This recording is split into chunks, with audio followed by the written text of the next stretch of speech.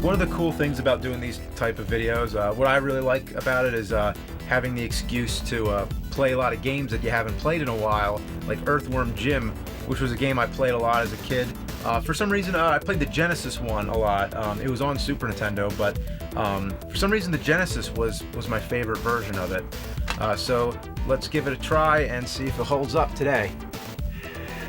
I remember seeing advertisements for this game when I was a kid and not having any interest because I always thought earthworms were disgusting. Yeah.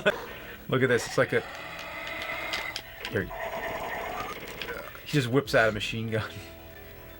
The graphics are really cool. Yeah, I mean, it's just kind of creative. It's like, look, I mean, there's like a doghouse, but it's like up on some weird pedestal. He's hanging by his little thing on his head. It's like, it's just a creative game. The animation is really fun. And then here, I don't even understand the point of this, but watch this. Cow launched. This has some of the most impressive graphics I've seen. Yeah. For the Genesis. Yeah, it's really good. Whoa. Like the character animation is amazing. This looks like I'm watching a cartoon. Yeah. The music is really good in this game. Yeah, that's probably why you want to play the Genesis version of, compared to the Super Nintendo. Although Super Nintendo has better music though, doesn't it? Most of the time.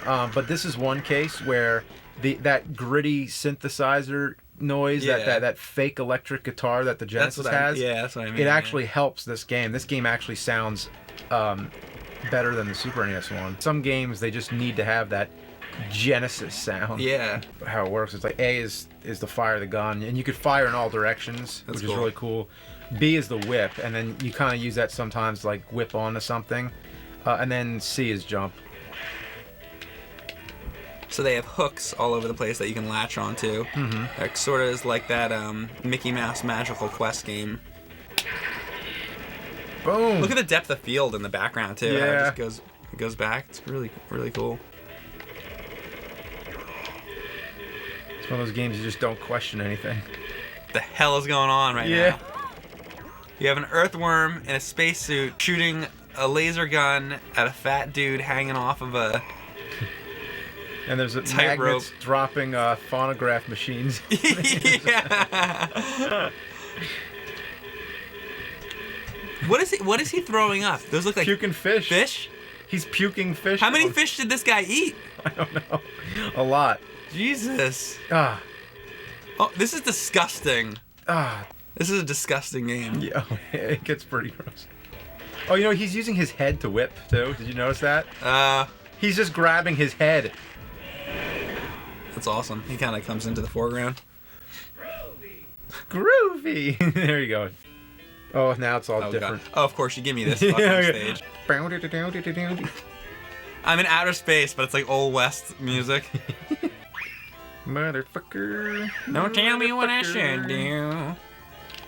I was surprised in the review you did for Monster Madness of Texas Chainsaw Massacre 3, you actually didn't mention, is it soup yet?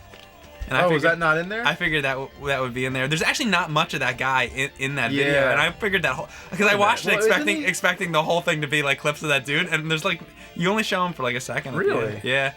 I think. Don't I use the part where he's like, you motherfucker, motherfucker, motherfucker? You do use that, and you do use the part where he says, all you motherfuckers. Yeah. But that was it though. I expected there to be more about him. Well, yeah, he's by far the best part. Yeah.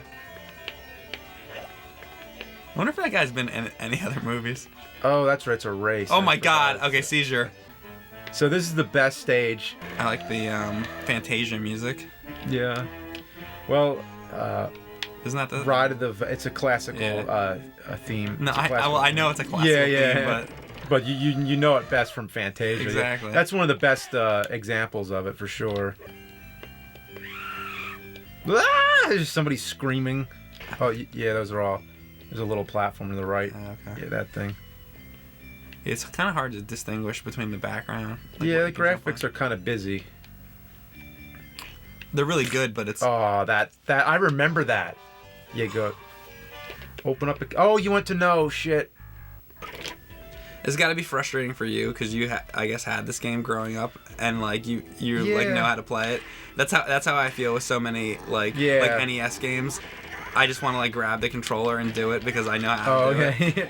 okay. I know that's what a lot of people probably feel watching these, because like if someone's familiar with the game, they know what we're doing wrong, and it's like, do that, that's what you're supposed to do, you idiot. But it's like you can't help it if you don't know the game. Especially, I've never played this game in my life. Everybody sucks at every game the first time. It's like you're never gonna like just pick up a game and already know everything there is to it. So of course I gotta kill the dog though. That's a dog? Well, I thought it was a pile of mucus. Well, it's barking, so I'm gonna call it a dog. So I'd say like this is a cool game, but if this game like is what the Genesis has to show off in comparison to the Super Nintendo. Well, it's on Super Nintendo, so it's also on Super Nintendo. The Genesis like does not even come close to having the kind of games that the Super Nintendo has. I mean, it's like you're building up this ladder of awesomeness where it's like Super Nintendo has this, but Genesis has that. Super Nintendo has this, but Genesis has that. And then you get to a certain point where it's like, well, Super Nintendo has this, this, and then it's just overwhelming. The most unfair thing, and most Genesis fans will tell you, the big thing, and I think it should count. It doesn't count for us, but it counts for a lot of people. Is that Genesis had so many sports titles? Like I'd say, like almost a fourth or 1/3 of the titles for Genesis are sports titles, and if you loved Genesis and you like sports, then that was great. I don't get like football's football, baseball's baseball. How many different baseball and football games do you need? I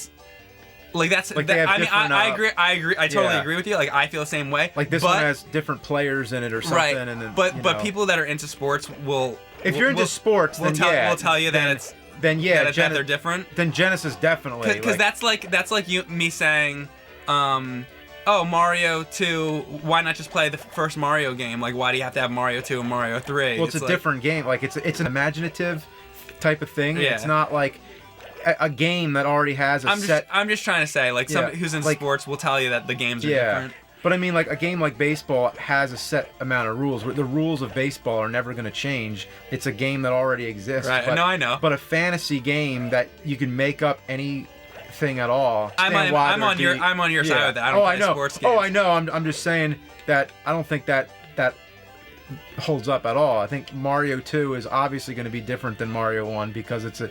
I agree with that. But NHL or NFL or Madden 96 and Madden 97. What's the point of the point of coming out with a football game every year when there's already a million other ones too? And I don't know, but people that are into those games could probably tell you. I mean, I have talked to people like my next door neighbors were really into sports games and everything. Because they're the ones who had the Genesis, so I would go over there. So it's kind of like you have the Nintendo household and then the Sega household. But we would go over there, and I like to play games like Alien Storm and stuff, and then they'd be playing Madden or something, and I'm like, I'd be asking them, I'm like, so what's the difference between this one and that one? They tell you like, oh, well then this one has new players, and this one you can do this, and I'm like, it's still football, like it's still like.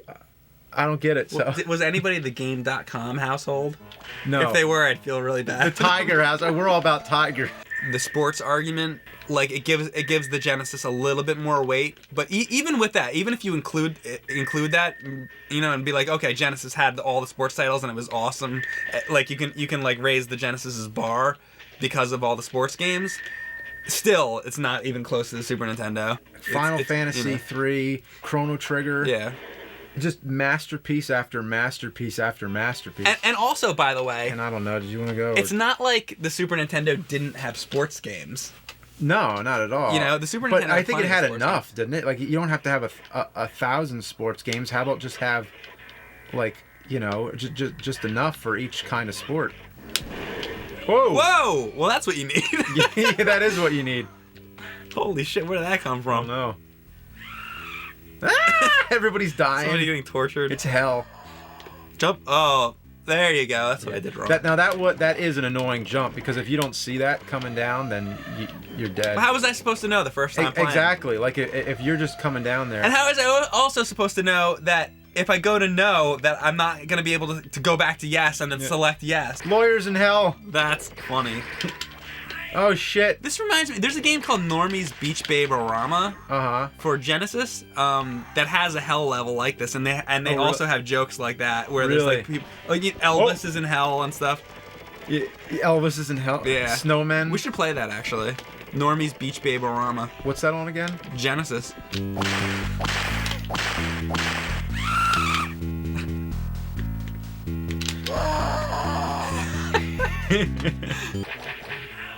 Shit. Oh, that's killing me like crazy. I'm back to where I'm worse. Oh my god, I did worse this time. It just drained me like right there. I don't remember having such a hard time with this game. We were better as kids. We were better as kids. That's the only way you could say it. You know what it was? It's like when you're a kid. We had more time and we could practice it more. Yeah, I mean, right now we're playing it for the first time in a while. This is it. This is just one session. It's not like you play and then you lose, but then you play again, and then you play like again. A couple days later, you come back to it. Yeah. You play it for like a week. Every day after school, you just keep playing. That's exactly why. And you played a lot, and then you got, really used to it, and you got good. This is just that's a one That's shot. a good, a reason to let people know why we suck so much at a lot of things. Like, this is the first time we play these games, We don't practice, and then... No. If we had the time, we'd practice, but it's like... But there's also a million other games. When we were kids, we didn't have like a whole like wall of games That's like true. this. It was just one shoebox with like, this many games. So you'd play the same ones again and again. Over and over and get really good at it. And then there'd be games that you'd rent on the weekend, and then you'd play that. I like doing this, though, and getting a chance to actually play all these games that I missed out on as a kid, such as Earthworm Jim, and that gun is awesome. It really is. I wish you had that more. Yeah. No? Wait, come on. Really? Wait, look. Well, there it was. Because it's on screen. It has to be on screen. So I have to keep jumping awkwardly like this. Oh, my God. 20% again! This is the part, this is where it's all going down the drain, is this screen right here. All right, good, maybe. Whoa! Oh! Oh! 2%. This is not how I remember this game. I would be on like stage 6 by now. The problem here is you're hitting that just too many times. And it goes up and down. I need to kill this guy. Can I give it a shot? Whip him with your head instead. All right. Oh, there you go. One whip. All right, his whip is stronger than his. All right.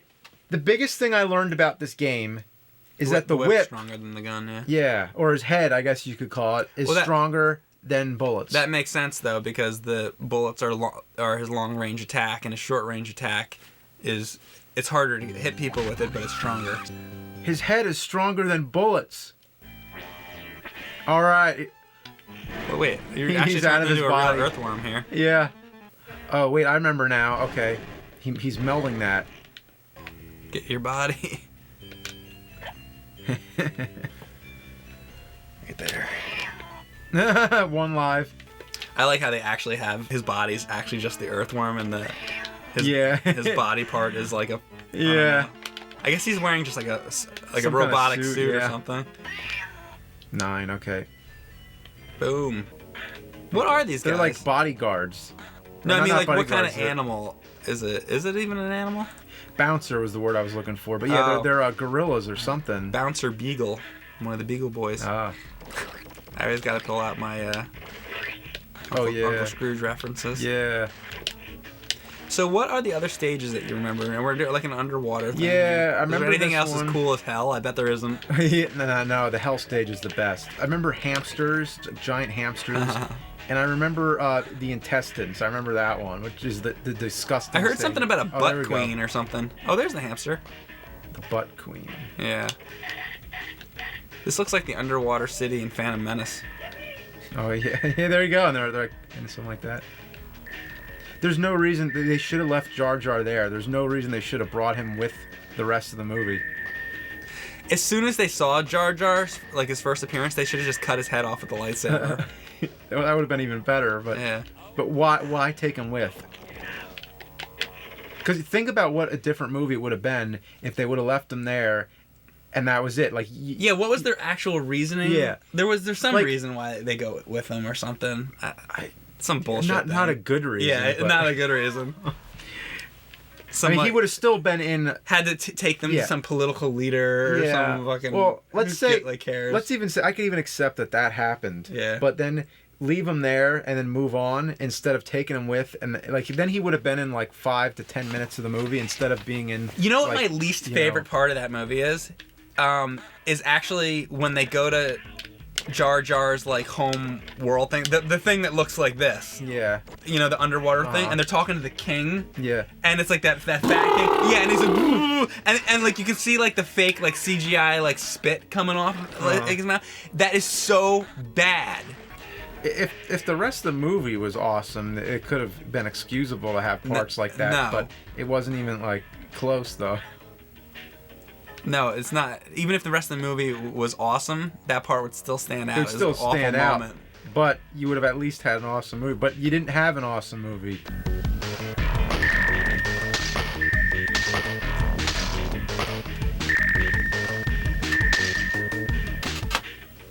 And that's why you have to have the Genesis version. Yeah.